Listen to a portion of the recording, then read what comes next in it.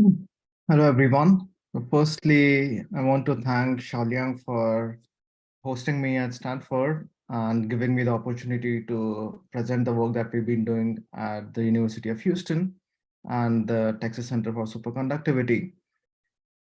For those of you who are watching this online, I promise I did give this talk at Stanford yesterday.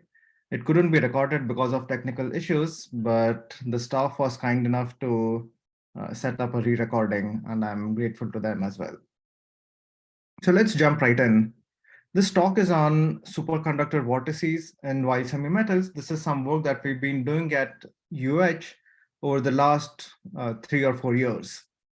And this talk will present the summary and the main results from that work. The work is essentially the PhD thesis of my former student, Rauf Giva, who worked really hard at doing all the calculations and making sure and checking the predictions and getting the whole problem to work. So a lot of credit should go to him. And I'm also very thankful to many people around the world for very useful discussions, very useful and insightful discussions and comments on our work. And I'm thankful to NSF for financially supporting this project.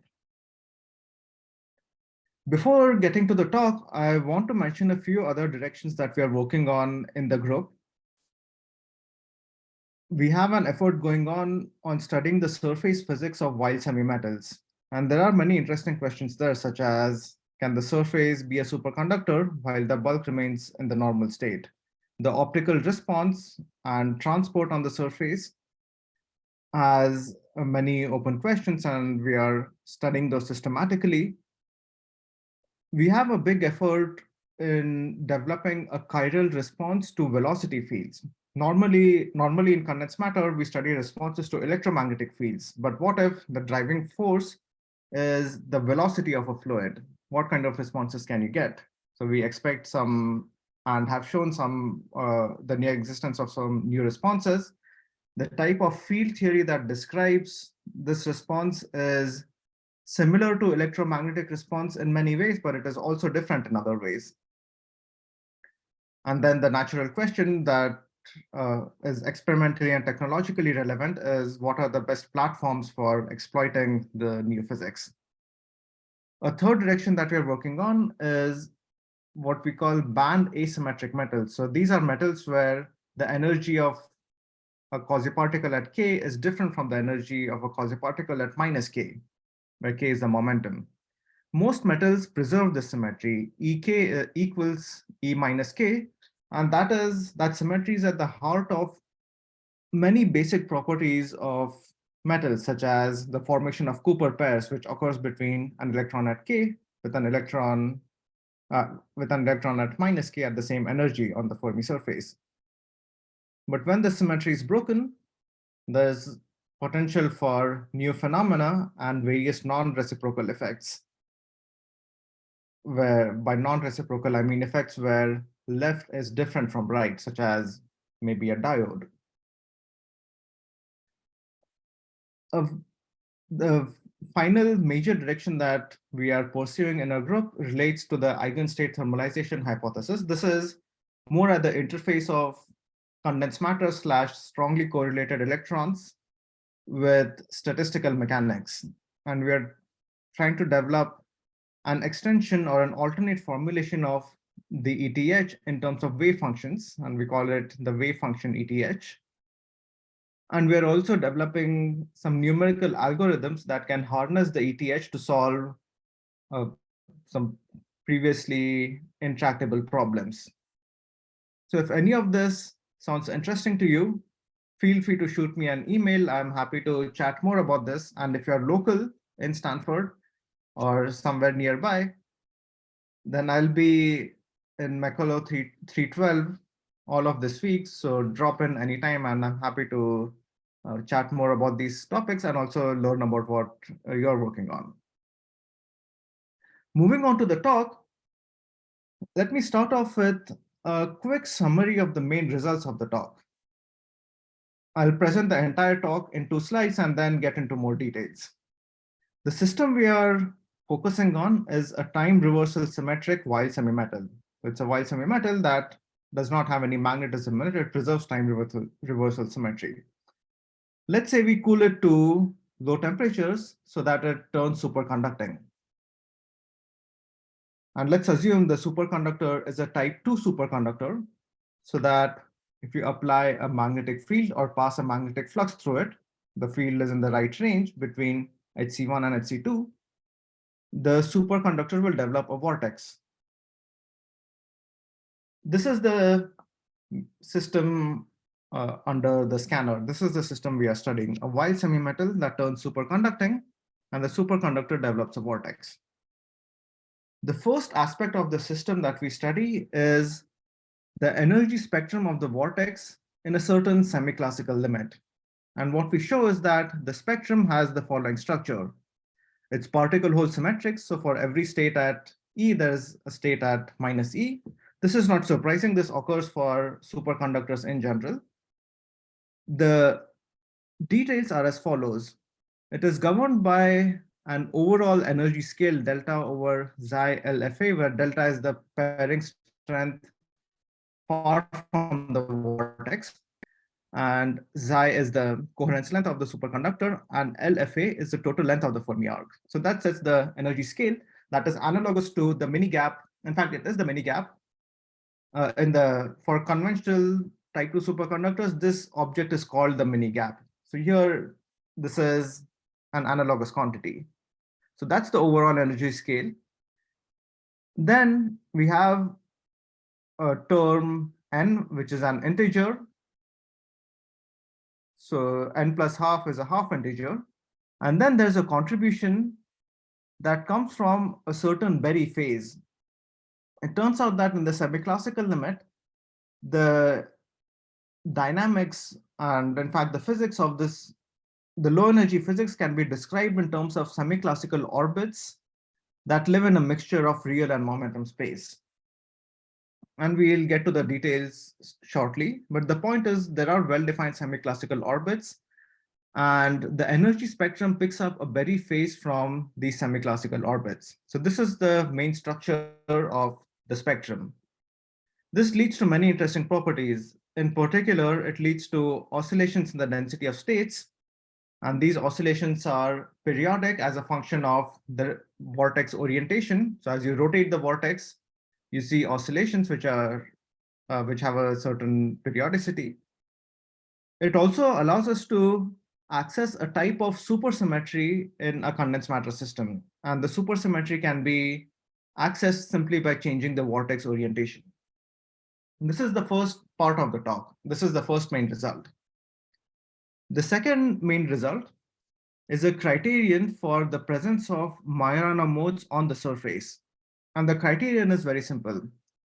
Let's consider a minimal T-symmetric Weyl semimetal. So it has 4 Weyl nodes in the bulk, 2 right-handed, which are colored orange, and 2 left-handed, which are colored blue. And let's say these nodes are arranged in K space in the following way. These 2 Weyl nodes of opposite chirality are in one plane. These other 2 are in a different plane, but they are in the same plane as each other, but they're in a different plane from the first pair. By the same plane, I mean at the same momentum value along the vortex axis. So if the vortex is vertical along the z direction, then each pair has the same kz. This is the structure of the Weyl nodes in the bulk. Now, if there are Weyl nodes in the bulk, you get Fermi arcs on the surface. And for 4 Weyl nodes, there are 2 ways the Fermi arcs can connect. The red curves here depict the Fermi arcs. So either they can connect this way, or they can connect like that.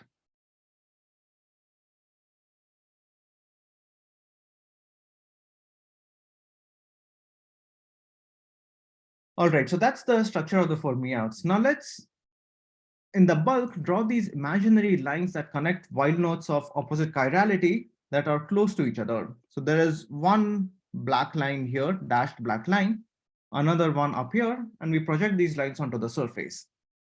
For the two different Fermi arc connections shown by these two planes on the surface, the number of loops formed by the red and black lines is different. In the lower situation, there are two loops made of the Fermi arcs and these black lines. In the upper case, there's just one loop.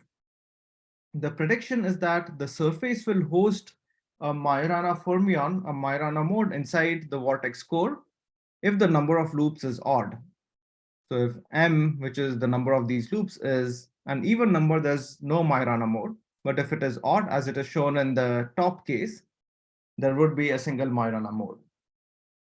And again, we can show that the existence of the Majorana mode can be changed by changing the vortex orientation. So these are the two main results. The system we are studying is a T-symmetric Weyl semimetal that turns superconducting and develops a vortex. Then we answer these two questions. What's the vortex in the semiclassical limit? And we make a prediction and check it numerically. And then we ask, will the surface trap a Majorana fermion? And it turns out, beyond the semiclassical limit, this question is answerable. And the answer only depends on the structure of the fermions on the surface and the positions of the Weyl nodes in the bulk. These are the two main results of this talk. And with that, let me outline the rest of the talk. So I'll start off by introducing superconductor vortices, give a very brief introduction to them, then talk about Weyl semimetal at the level that we need for this talk, reintroduce the main problem or the system under consideration, which is a superconductor vortex in a T-symmetric Weyl semimetal, and then present the two results. And if you're more interested in the details of the results, here are the references. Feel free to take a look or shoot me an email, and I'm happy to jump onto a Zoom call and discuss further. A superconductor vortex is an object that occurs in type 2 superconductors. So in these superconductors, at below Tc and at very low fields, the superconductor shows the Meissner effect, which means it expels all magnetic fields. But if you increase the field a little further, then it enters a phase where field lines can pass through the superconductor. When the applied field is between BC1 and BC2, the superconductor enters a vortex phase. So in that phase, the microscopic picture of the superconductor looks like this, as shown on the right. The superconductivity delta vanishes in the vortex core. The delta is approximately 0, but it is non-zero far from the vortex core.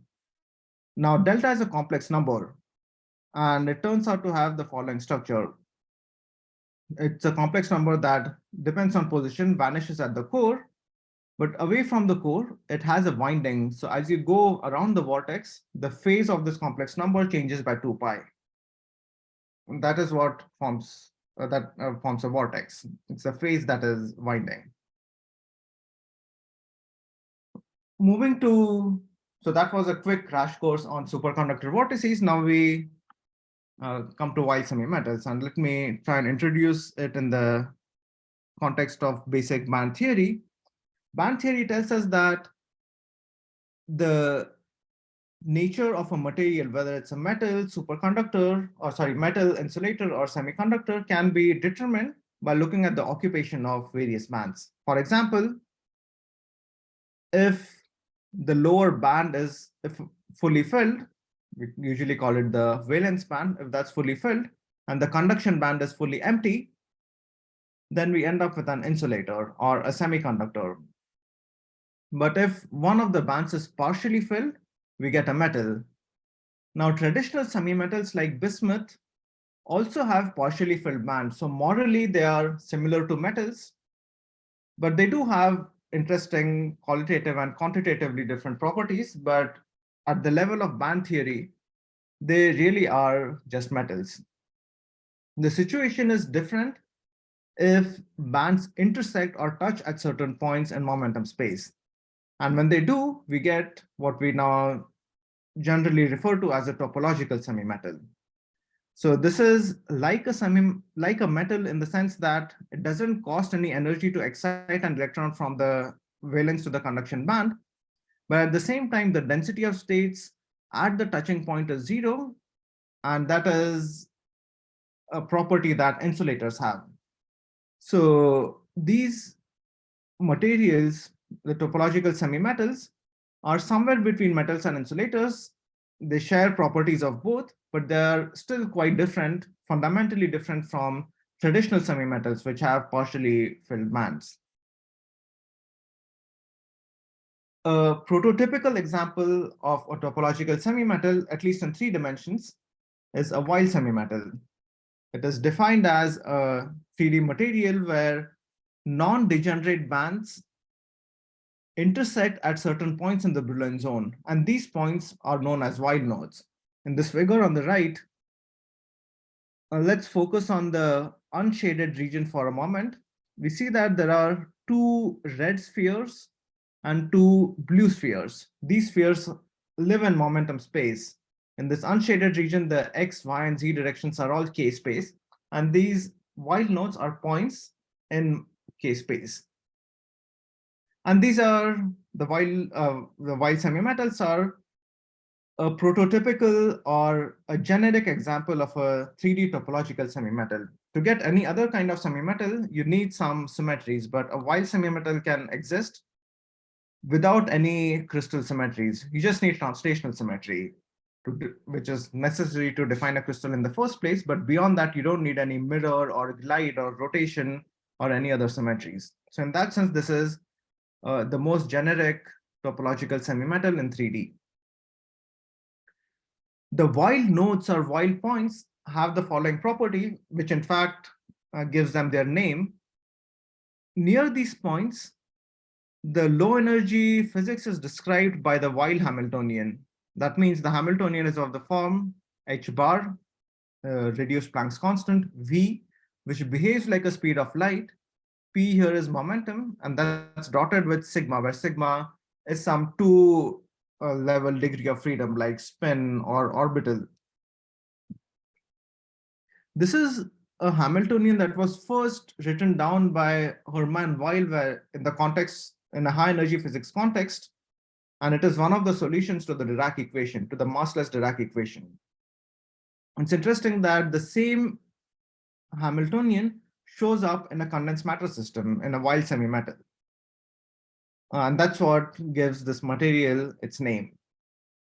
So the Hamiltonian has this form, and the plus and minus sign are known as the chirality or handedness of the Weyl node. And in this picture, they correspond to the 2 different colors, the red and blue spheres.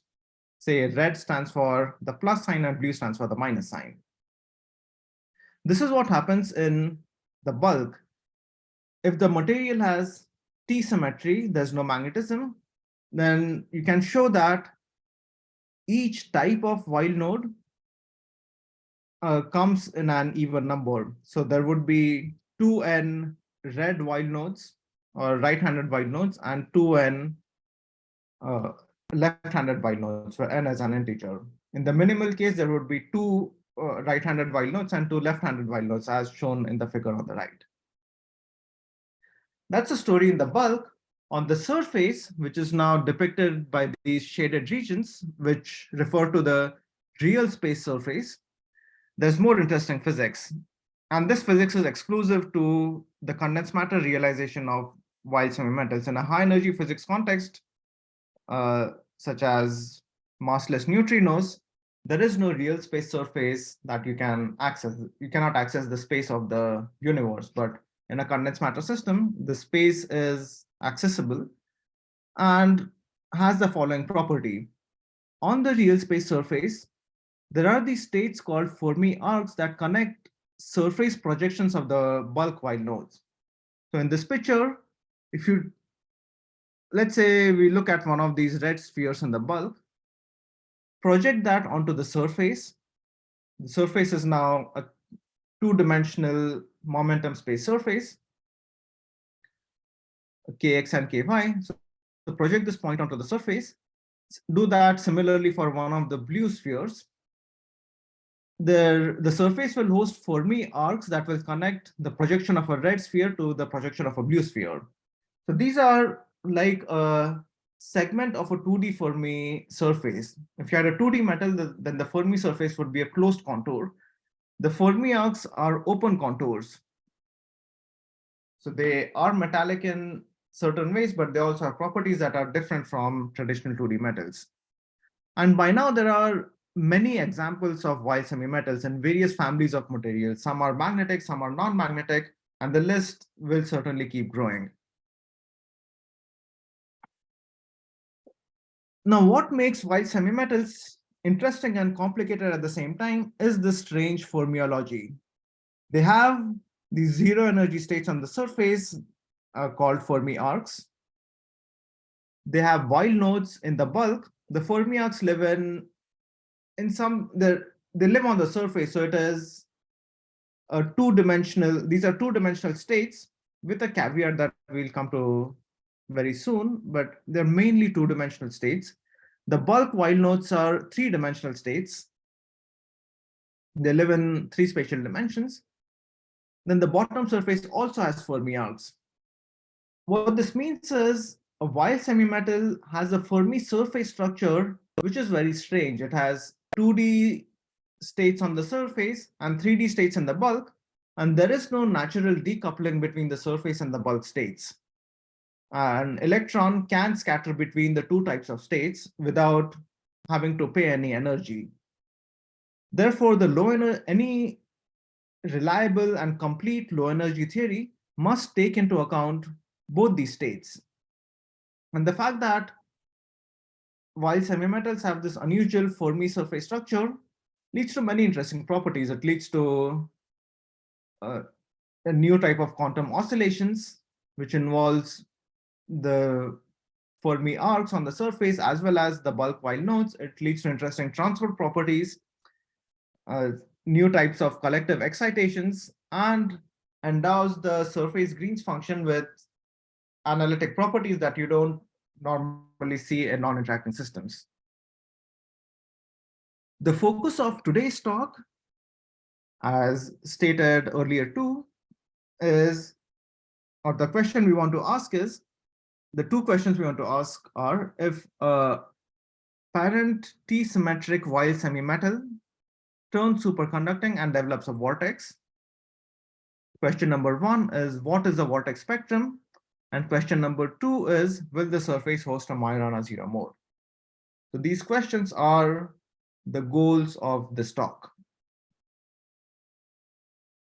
Before answering them, let's rewind and see what we recap what we know about some other systems. For example, for an ordinary 3D metal with a parabolic dispersion and a spherical Fermi surface. So if you start with such a metal and let that metal condense into a type 2 superconductor, which develops a vortex, and you ask what happens, well, the answer is as follows. The bulk vortex spectrum has the following structure. It has a particle-hole symmetry, and the energy levels are characterized by an integer n, and they're a function of kz, where z is the vortex direction. So momentum is conserved along the vortex, and the energy depends on an integer n and the momentum along the vortex. The overall scale is given by the mini gap delta squared over epsilon f, which multiplies a half integer n plus half, and momentum along the vortex is conserved. So it turns out that the energy spectrum retains the form that occurred in the absence of superconductivity or the vortex. So in short, the kz dependence is this the standard parabolic dependence that came from the parent metal. The end result is the vortex spectrum consists of a set of discrete bands which disperse in the z direction. So they have an energy gap, and the bands are discrete with a parabolic dispersion along Kz. As, as for the second question, which is the presence of a surface Majorana mode, the answer turns out to be a simple no. There's nothing topological in the system. The vortex is a topological defect, but other than that, there's nothing topological about the parent material. And the short answer to whether there is a Majorana mode on the surface is no. However, if a 3D metal has Berry phases, it's a 3D time reversal symmetric metal, but on the surface, the spin direction or the orbital direction changes in such a way that the metal has Berry phases on the surface. What's shown on the left is just a caricature of the Berry phases. It's just to depict that there's some internal degree of freedom which changes direction. It doesn't have to have this radial form. This is just to illustrate that there is some internal degree of freedom that varies and causes the metal to have Berry phases. So suppose such a metal develops a superconductor vortex, then the answers to the previous questions turns out to be richer. The bulk vortex spectrum now is governed by an energy scale delta over LFS xi, where LFS is the circumference of the Fermi surface at Kz equal to 0, and xi is the superconductor coherence length. The n plus half still appears, but there is another correction to the spectrum, and that correction happens to be the Fermi surface Berry phase at Kz equals 0. That is the Kz equals 0 cross section of the 3D Fermi surface. And if the original dispersion was parabolic, then it still inherits the h bar square Kz squared over 2m part. But more generally, the Berry phase would have some Kz dependence, and that Kz dependence is inherited by the vortex spectrum. Now, as you can see, there is a possibility for the gap to be 0. So it's not necessarily gapped. If this phi fs is pi or an odd multiple of pi, then there is some value of n for which the energy becomes 0 at Kz equal to 0. So the mini gap is not guaranteed. For general values of phi fs, there is a mini gap, but for certain values, the gap closes. The answer to the second question, which is the surface of the presence of Majorana modes on the surface, is also more interesting. It turns out that the surface now will host a Majorana mode if the metal is a lightly doped topological insulator. What I mean by that is, or the meaning of the word lightly, is that the Berry phase should be between minus pi and pi. If the metal was undoped, if the Fermi level was at the bottom of the conduction band, then you can show that the Berry phase has to be 0. But as you start doping, the Berry phase in general will change. And at some point, it will become pi. As long as the Berry phase is less than pi, or its magnitude is less than pi, the Majorana mode will survive. So this is the condition for the occurrence of a Majorana mode in a metallic system which has Berry phases. Finally, the third well-known case is that of an insulator. If your starting point is an insulator and you induce superconductivity in it somehow and let that develop a vortex, in practice, this would have to be done by the proximity effect, by bringing another superconductor close to it. But whatever the origin, suppose you induce superconductivity and it develops a vortex, then the vortex spectrum now turns out to be quite boring and trivial. It has no low energy states. It simply inherits the superconductor gap. And there are no other states at low energies in the bulk. The surface Majorana modes have a simpler answer. It turns out the surface has a Majorana mode if the insulator is topological. It does not have a Majorana mode if the insulator is trivial. So time reversal symmetric insulators in 3D have a Z2 classification. They're either trivial or topological. And that classification is also inherited by the Majorana modes. A trivial insulator leads to no Majoranas. A topological insulator leads to a Majorana mode.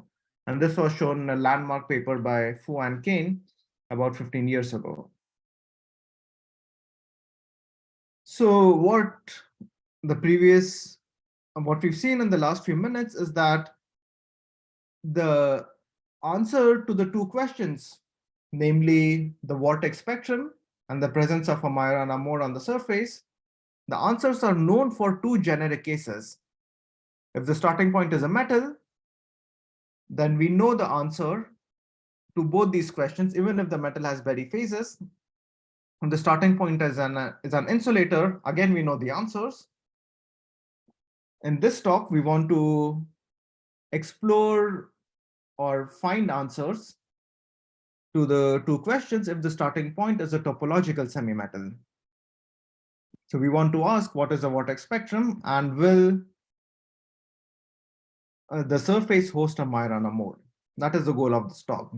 So in particular, the topological semimetal we want to consider is a T-symmetric Weyl semimetal, which is the most generic T-symmetric topological semimetal in 3D, and ask what happens if such a system develops a superconductor vortex. Before answering the question, let me motivate why this is a difficult question to answer. The first bit is that the surface and bulk states merge at the endpoints of the Fermi arcs. The Fermi arcs are, for the most part, they are surface states, but it turns out that they have an interesting structure in real space as well. They decay, their wave function decays into the bulk, and right at the ends of the Fermi arcs, the wave function merges with the bulk states. The penetration depth becomes infinity. And because of that, there is no way to write down a low energy surface Hamiltonian, or any low energy Hamiltonian should know about this penetration structure and the Weyl nodes in the bulk, as well as the two-dimensional fermions on the surface. So it should know about all these features of the bulk and surface states, which make it hard to write on a useful low energy Hamiltonian. So you cannot write a purely 2D surface Hamiltonian. If you write a purely 3D bulk Hamiltonian, then sure you can do it, but that will also retain a lot of information that we don't need about the specific model. So we want to work with theory or develop a prescription that only knows about the minimal properties of the Weyl semimetal, namely the Weyl nodes in the bulk and the structure of the fermions on the surface. And we don't want any other model-dependent details. And such a Hamiltonian is not possible to write down. Secondly, a vortex is a non-perturbative object. You cannot introduce a vortex in a superconductor perturbatively. It has a winding number which changes discretely from 0 to 1, which corresponds to the absence or presence of a vortex. So standard perturbation theory does not work. If you are interested in studying, say, transport properties or collective modes, then perturbation theory is useful because the effects are perturbative. They are weak in a sense, but a vortex is a non-perturbative object, so those methods won't work either. So we cannot use perturbation theory. We don't have a good Hamiltonian, but we still want to find the spectrum of the vortex and ask whether the surface has a Majorana mode. And those are very hard to answer because of these two reasons. So what do we do? Well, we use an alternate approach. The approach for the first part of the talk, or for the first result, is as follows. And this slide has the main idea for that result. So I ask you to, or invite you to pay close attention to the slide to absorb the main message, the main physical process that gives the first result. The idea is as follows. We want to move to a semiclassical limit and look for closed orbits. The standard and a very useful procedure in quantum mechanics to calculate the spectrum of a certain system. At the class, look for periodic orbits and then demand that these orbits satisfy some quantization conditions. That is useful for studying quantum oscillations. It was used in the early days to predict the orbits of the energy levels in a hydrogen atom. And this procedure has been useful in many different cases. And that's the idea that we want to adopt here. So here, the semiclassical orbit is looks as follows. Let's look at the figure on the left first, which is a figure in a figure where the x and y directions are k space, kx and ky, while the vertical direction is real space. In this space, there is a semiclassical orbit which involves travel along a Fermi arc on the top surface, downward travel along a bulk Weyl node, travel along a Fermi arc on the opposite surface, and then upward travel along the another bulk Weyl node. And we get started with a system that had time reversal symmetry. So the Fermi arcs are understandable. They exist on the surface already. In the bulk, it turns out that if you calculate the spectrum of a Weyl node, a single Weyl node, in the presence of a superconductor vortex, the solution contains chiral modes. A right-handed Weyl node gives you, say, an upward moving mode. In the bulk, a left-handed Weyl node gives a downward traveling mode. So these modes, along with the fermions, form closed orbits. And because of T symmetry we started with, we get two such orbits. The main idea is to impose the semiclassical Bohr-Sommerfeld type quantization condition on the semiclassical orbit. It's also useful to visualize this orbit purely in real space, which is sketched on the right. In this figure, the x, y, and z directions are all real space. The vortex is at some angle.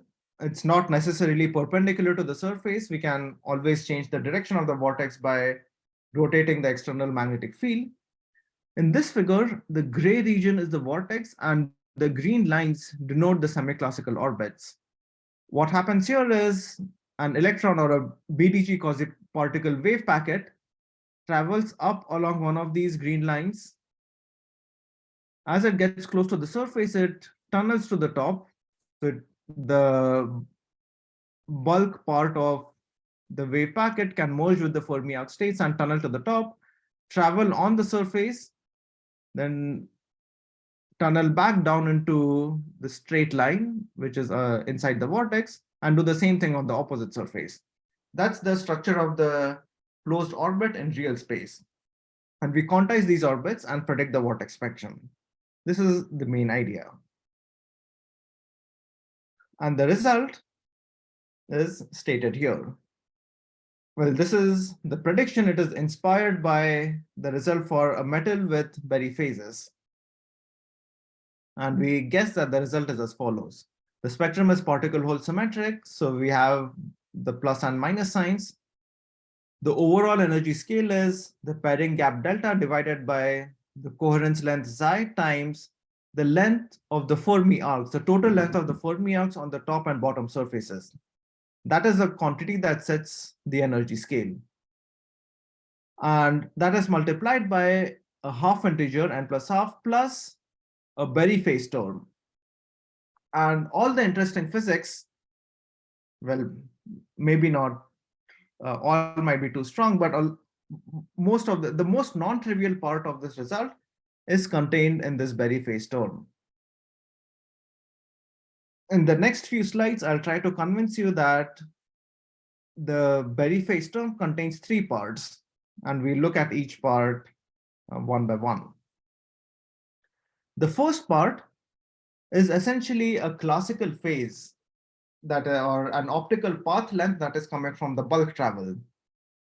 So in this figure, this vector RV is a real space vector that connects the top and bottom of the vortex, and delta K is the momentum separation between a pair of Weyl nodes. So imagine a classical wave that travels up with some momentum k1, then comes back down with momentum k2. Then when it reaches the bottom, it would have developed, its phase would have changed by an amount, delta k times RV, or k1 minus k2 times RV. That is the standard classical phase developed by classical plane wave. An interesting phenomenon occurs already at this level, which is the notion of magic angle. This is not the magic angle that you might be familiar from in twisted bilayer graphene and Moira systems, but this is a magic angle at which the spectrum becomes independent of the thickness of the sample. The term magic angle was also used when a similar phenomenon was discussed in the context of quantum oscillations from fermions, and we borrowed the same terminology. The point is, if delta k becomes perpendicular to RV, then the phase vanishes and the thickness dependence goes away. That's the first term. The second term is the Fermi arc Berry phase. So as the wave packet travels on the surface, its spinor structure changes and it picks up a Berry phase that comes from the Fermi arcs. And finally, the third term is what we refer to as a quantum correction. And this is coming from the fact that as the wave packet gets close to the top surface, it starts seeing the Fermi arcs that have penetrated quite deep into the bulk, and it can jump to the Fermi arc without, and as a result, skip some part of the straight line orbit. So there is some quantum tunneling process that occurs near the surfaces, and that leads to a correction to the phase. So these are the three terms. Of these three terms, two depend on the vortex orientation. So the vortex orientation is parameterized by this vector RV, which can be further parameterized in terms of this vector A perp. This is to say that the quantum correction depends on the vortex orientation. The Fermi arc Berry phase does not, but the bulk Berry phase also depends on the vortex orientation. So as a result, the spectrum depends strongly on the vortex orientation. So if you tilt the vortex, then the spectrum can change substantially. So here we see a plot calculated numerically for a lattice model. The x-axis here is tan of the tilt angle. So we start with a vortex that points along the z-axis, tilt it in the yz plane. Suppose we tilt it in the yz plane, then we parameterize the tilt by this variable ay. If we tilt it in the xz plane, then the parameter is called ax.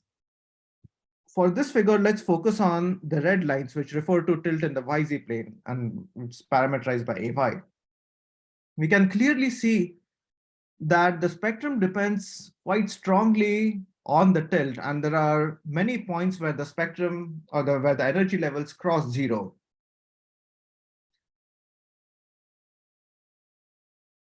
So if you had a probe that could measure the density of states and you tune the voltage of that probe to zero, then you would see a number of peaks. Every time a pair of states cross zero, you would see a peak in the density of states.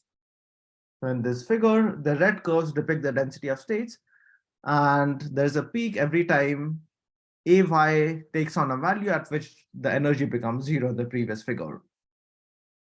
Interestingly, these peaks are equally separated, and the separation is determined by delta k, the momentum separation between the Weyl nodes in the tilt direction. So here we were tilting along y.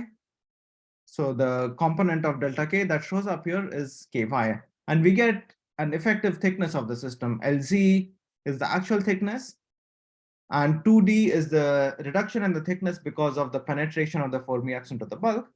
What's more important to observe here is that the peaks are equally separated, and that would be a classic signature in an experiment. If you could measure the specific heat or tunneling conductance or any probe that can detect the density of states, then you should see this feature. This was the numerical prediction. We went further to make sure that the numerics and the physical picture make sense, and we got good confirmation. For example, this slide shows on the left the structure of the Fermi arcs in the normal state. These dark lines here are the Fermi arcs on the surface. And the figure on the right shows the wave function, essentially shows the wave function probability inside the superconductor vortex. So the wave function is calculated in real space, and the x and y directions are Fourier transformed to kx and ky. And we clearly see that the wave function has large probability around the same lines where the Fermi arcs are present. And these colored regions form the closed orbits. The two colors simply denote the two different orbits. So this is good agreement between the prediction and the numerics. We also did some further numerical analysis. And on this slide, what's shown is the values of the band parameters, the delta Ks and the Fermi arc Berry phases extracted from the numerical data and compared with their values calculated directly in the normal state. The solid lines are the normal states and all the symbols are numerical data. And we see that the match is very good. So all of this suggests that this semiclassical picture of closed orbit leading to a discrete spectrum makes sense. So it was inspired by similar results for 3D metals with Berry phases, and it turns out it works here as well. But the Berry phase now is a generalized Berry phase that's coming from different parts of the orbit, some in real space and some in K space. In addition to the experimental signatures and the fact that the spectrum is discrete, this leads to a very interesting phenomenon. The phenomenon is that the nature of the vortex itself as a many-body object can be changed simply by tilting it. It can be changed between a boson and a fermion, and at the critical points where the nature switches, the vortex spectrum or the vortex Hamiltonian has a type of supersymmetry. To understand that, let's look at a caricature. So what's shown on the right is a caricature of the energy spectrum of a BDG Hamiltonian. It has particle hole symmetry. So for every state at energy E, there's one at minus E. Now let's tune some parameter and study the evolution of the spectrum. In the problem that we were studying, that parameter is the vortex orientation. So let's say we tune some parameter and these levels move. So let's say the negative levels move up, the positive levels move down. And at some point, one of these blue circles goes above zero energy and becomes empty. So everything below zero energy is occupied. Everything above is empty, at least at zero temperature. So when one of these filled blue circles goes above zero, it becomes empty. But the particle hole symmetry is an artifact of the BDG prescription. Really, it's only half of these states, half of the many body states that are distinct. So when these states evolve as shown, we should only consider half of the set of states. So when this filled blue circle goes above zero, we really end up losing a fermion. To start off, there were 3 filled fermionic states below zero energy. So the whole vortex behaved as a fermion. But when we tune some parameter, then one of these states is emptied, and we have only two fermions left. So the starting state had three fermions, so the overall many-body object was fermionic. But when there's an even number of fermions, that is fermionic states, that is filled, the overall object is bosonic, which means in this process, the nature of the vortex has changed from a fermion to a boson. And at the critical point, the fermionic and bosonic natures are symmetric, and that is a type of supersymmetry. Such supersymmetry has been discussed in some other contexts too. But what's interesting about the current proposal is that all parts of the proposal are relatively accessible. You don't need any exotic phases. You only need Weyl semimetals, for which there are many examples in nature. You just need conventional superconductivity, conventional type 2 superconductivity. And the tuning parameter is just a magnetic field, which again is relatively easy to apply and manipulate. So all parts of the proposal are relatively experimentally easy. Does not require any exotic phases or tuning interaction strengths or anything like that, which is hard to do in practice. And this turns out, and this is a very cute and neat property that we found quite exciting. So coming back to the numerical picture, all these points where the energy crosses zero have this supersymmetry. And this is a summary of the first result. We calculated the superconductor vortex in non-magnetic or T-symmetric Weyl semimetals and show that it is generically gapped. I didn't mention that a naive calculation would actually give a gapless spectrum. And in fact, we did such a calculation in our previous paper and thought that the spectrum would be gapless, but it turns out a more careful calculation, which includes the fermionic states, will give you a gap spectrum.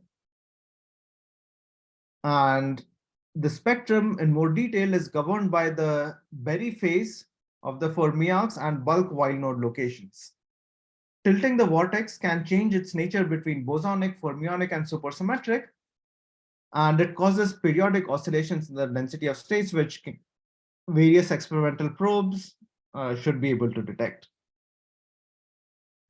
From our literature search, we identified tantalum phosphide and niobium phosphide as candidate materials, and tunneling as the recommended experiment from our search, and also talking to various experimentalists. There might be other materials that will show up in the future, but these materials already exist. The tantalum phosphide shows superconductivity type 2 at ambient pressure. So that is the most promising candidate as of now. And if you want to read further details, here is the reference. I encourage you to go and take a look at it. So this answers the first question, what is a vortex spectrum? The second question was whether the surface traps Majorana modes. To answer that question, it turns out we need to go beyond the semiclassical limit. In this limit, the way we go past this limit is going to a parameter regime where the semiclassical orbits do not complete, they get shorted. And that can happen in different ways. The shorting has to happen between an up mover and a down mover, but there are two up movers and two down movers, even in the minimal case. So the shorting can happen in different ways. This up mover can hybridize with this down mover and short out the orbit on the left and separately the orbit on the right. Or this up mover can hybridize with this down mover and lead to a different type of hybridization pattern. The end result is, in each case, the vortex becomes gapped and it behaves like a gapped 1D superconductor, which also has a Z2 classification, which corresponds to the presence or absence of a Majorana mode. Very quickly, a Majorana mode is It's defined as a particle that is its own antiparticle. It was first introduced in the context of high energy physics as a solution to the Dirac equation. But in a condensed matter context, this can occur in superconductors where a particle-hole symmetry is guaranteed by the Bogoliubov-Dijon formalism, where we artificially double the Hilbert space and then impose a symmetry and call it the particle-hole symmetry. So this artificial doubling automatically introduces and guarantees the symmetry. And there has been a lot of excitement for Majorana fermions over the last more than a decade, last 20 years or so, because it's been shown that this can be useful for topological quantum computing, and there is a massive search going on for different platforms where these can be created and manipulated. And well, and to start with detected, created, detected, and manipulated. In our system, we will, or I will state that a Majorana mode can occur when the semiclassical orbits can get shorted. Now, it turns out there are certain cases which facilitate shorting of the semiclassical orbits. And that is as follows. Suppose for some reason, Weyl nodes of opposite chirality are in the same KZ plane, where Z refers to the vortex axis. In the figure shown on the left, all four Weyl nodes are at the same KZ. So these Weyl nodes can hybridize, or the chiral vortex modes that appear in the vortex can hybridize in two different ways. They can either hybridize like this, as shown in the upper figure, or like this, as shown in the lower figure. And like we also discussed a couple of minutes ago. And when the semiclassical orbits are shorted, the vortex behaves like a 1D gapped superconductor, which has a Z2 topological classification, which corresponds to the presence or absence of a Majorana mode on the surface. In materials, this condition, that is the presence of Weyl nodes of opposite chirality at the same KZ, can be ensured by some kind of improper symmetry, like a mirror symmetry or a glide symmetry.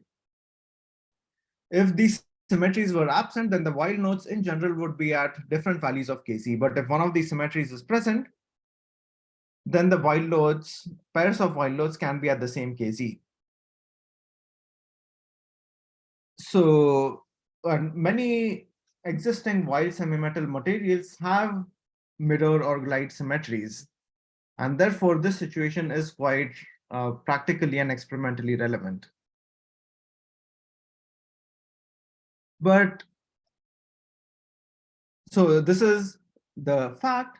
Now, the KZ here is the vortex axis. It is not the direction perpendicular to the surface. So it turns out what happens is Weyl nodes that have the same KZ, where Z is the vortex axis, produce chiral Majorana modes that can hybridize, which means if you rotate the vortex, then you can control which pairs of chiral modes hybridize. For example, if you rotate or if you tilt the vortex a certain way, then this deep red and deep blue, the chiral modes coming from these Weyl nodes can hybridize, but this red Weyl node, the chiral mode coming from this red Weyl node cannot hybridize with the chiral mode coming from this blue Weyl node. So in short, by tilting the vortex, you can suppress one of the hybridization channels. By tilting it in a different way, you can suppress another channel and activate a different channel. So there is a lot that you can do by simply changing the vortex orientation. Once we appreciate that, then we can go ahead and play this game and control the hybridization channels. And that is what gives us the power to tune the presence or absence of the Majorana modes. The main result is as follows. So suppose this pair of Weyl loads hybridize and these hybridize. Now to decide which pair will hybridize, the rule we require, and this can be justified under some mild conditions, is that we draw a line that connects Weyl nodes of opposite chirality in the same plane. And we want to draw Weyl nodes of that connect Weyl nodes of opposite chirality in the same plane, but in a way that nodes that are close to each other in K space connect to each other.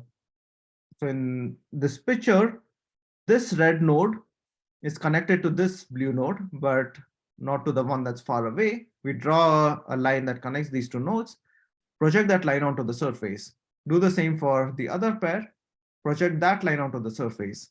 Now on the surface, the black Fermi arcs along with these green lines form a closed loop. We refer to this loop as a Fermi geodesic loop. The green lines are the geodesics, the black lines are the Fermi arcs. In this configuration, the surface has a single Fermi geodesic loop, and the prediction is that the surface will host a Majorana mode in this case. If the connectivity is different, if the pairs of Weyl nodes are close to each other in a different configuration as shown here. So this one connects here, this connects here through the geodesic. So when these lines are projected onto the surface, we get two Fermi geodesic loops. The prediction is that such a configuration will not lead to Majorana modes. This was the prediction, and we checked this numerically on a lattice model. So what's shown in this slide, on the left is the Fermi arc structure. Well, the Fermi geodesic loop structure. The red curves are the Fermi arcs. In this figure, there is one Fermi arc that goes like this, and these black lines are the geodesics. So this geodesic completes a loop by going across the Brillouin zone. So this whole red and black combined curve is one loop. There's a second loop here, and the third loop goes like that across the Brillouin zone. This has three loops, m equals 3, which means nu. The topological index is -1 raised to m, which is -1. And we clearly see a single, or more importantly, an odd number of surface states. So what's shown here on the right is the probability inside the vortex, the probability of the wave function, the low energy states inside the vortex. And we see that there is exactly one state that is localized on the surface, and the other ones are at higher energies and in the bulk. The dark black curve denotes the lowest energy wave function on the surface. Here's another configuration also with m equals 3. So now the three loops are easier to see. There's one here, and one in the middle. And again, we see an odd number of surface states. Now, on the right, there are three black curves which are exponentially localized on the surface. The other ones have amplitude in the bulk, and they turn out to be at higher energies. And finally, here's a configuration where m equals 2. There's one loop that goes like that, and the second loop that's only in the middle, m equals 2, so nu is 1. And on the right, we see exactly two states which are more or less localized on the surface. And these are not topologically protected. Only an odd number would be topologically protected. The interesting thing is, suppose we tilt the vortex, then we can switch off some of these hybridization channels. And more specifically, we can tilt the vortex in a certain direction so that the geodesic now runs like this. The hybridization channel allows hybridization between these two Weyl nodes. So we now get a closed loop here, a closed loop in the middle, and the third closed loop here. Now M is 3, and we get a surface Majorana mode. So the existence of a Majorana mode on the surface can be tuned by tilting the vortex. And that's shown here for a numerical lattice, shown here numerically for a lattice model. And that brings me to the summary of the second part of the talk.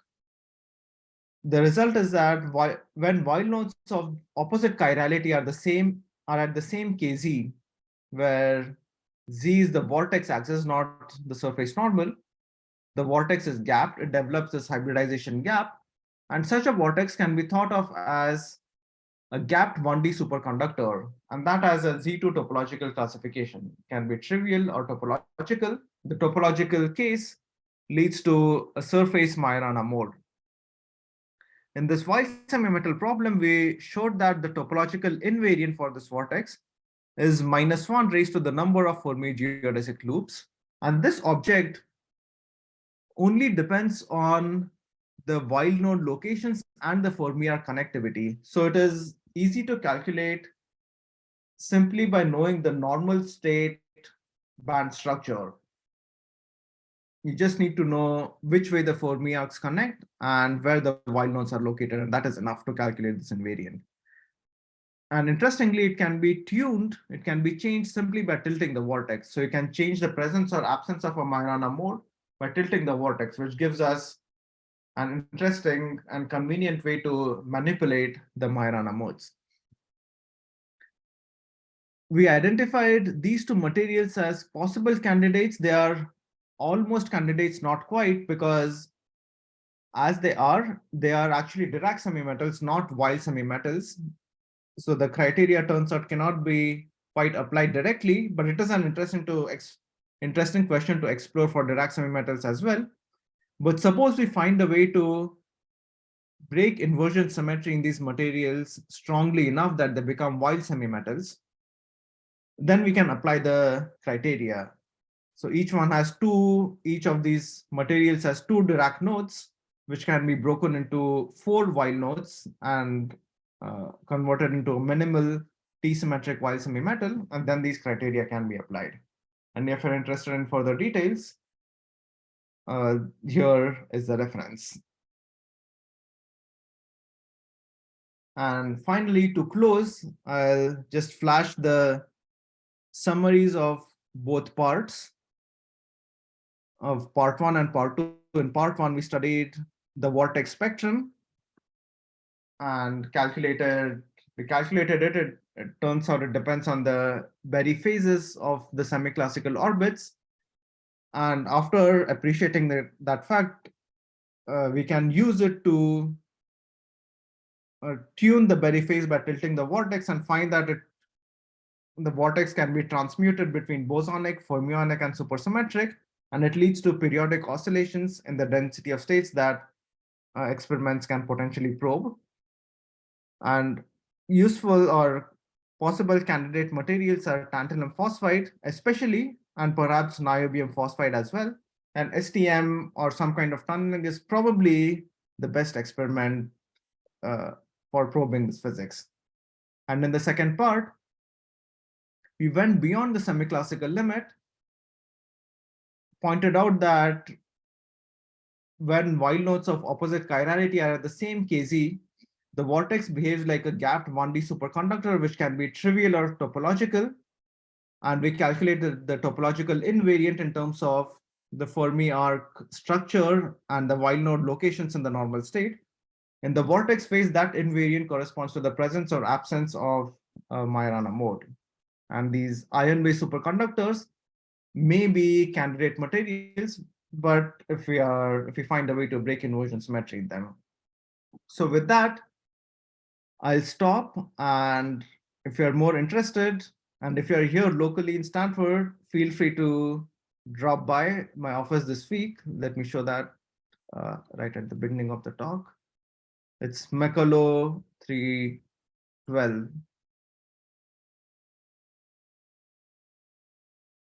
All the way at the beginning. There we go. So I'll be in Mekolo 312 all of this week. Feel free to drop by. or shoot me an email, and I'm happy to discuss this more over email or hop onto a video call and chat with you. So thank you for listening and making it through to the end. And I hope you find it interesting, and feel free to contact me for any questions.